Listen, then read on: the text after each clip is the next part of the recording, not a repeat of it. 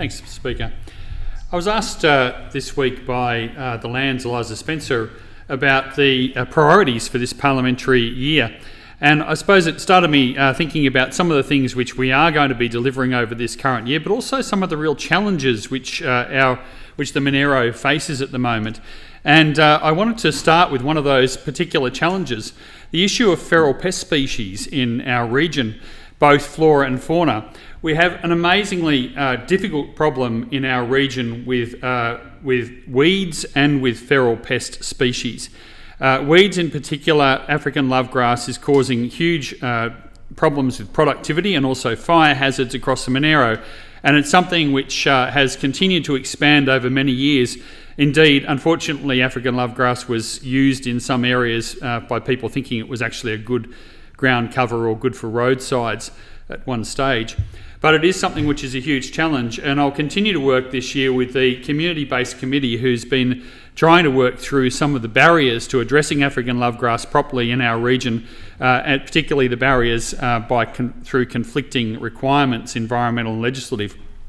The other big area that we're seeing continue to grow as a problem area is vertebrate pests, and deer and pigs in our area, our region, are a crucial problem. Now, the deer problem is something which has really grown over the last decade or so, and I think one of the things which, in facing this problem, which you can find rather annoying if you're in my position, is to find National Party politicians who pretend that these problems have just emerged since we came to government in 2023, and who then go on to make false statements like, oh, the government's cut funding for this. Untrue statements which continue to just highlight the fact that this is a problem which actually developed while the Nationals were in government. Deer in particular. I have got a long memory, and I know that when I was voted out as member for Monaro in 2011, we had some deer problems, but they were fairly confined down around the Bombala area, where unfortunately somebody released deer after they had them on their property. And they've since expanded right through to the stage where we're now seeing them quite close to Queanbeyan.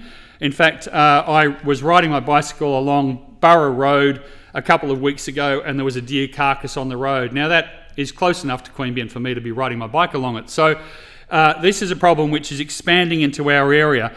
It's a problem which the Nationals completely failed to address when they were in government. The same with pigs.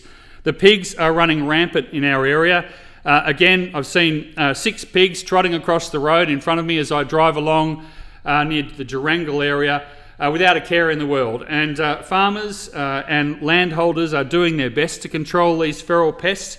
The National Parks is doing aerial shooting. The LLS is doing aerial shooting. It needs farmers and landholders to come on board to make sure they can do that.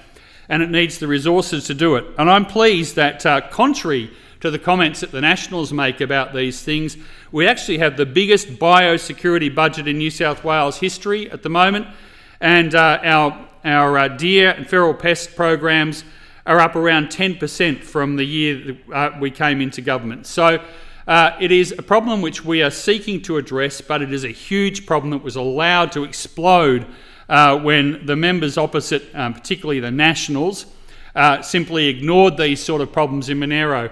The rest of this year, some of the other things this year will also go to fixing problems left to us by the Nationals. We've just about finished, it's running slightly late, the new roadworks at Jindabyne High School. I recognise that that has been a source of frustration for the community, and it should have been done when the school was built. But no, apparently it waited for me to get a phone call from the PNC saying, oh, did you know we can't open the school because no one allocated the funds for the road?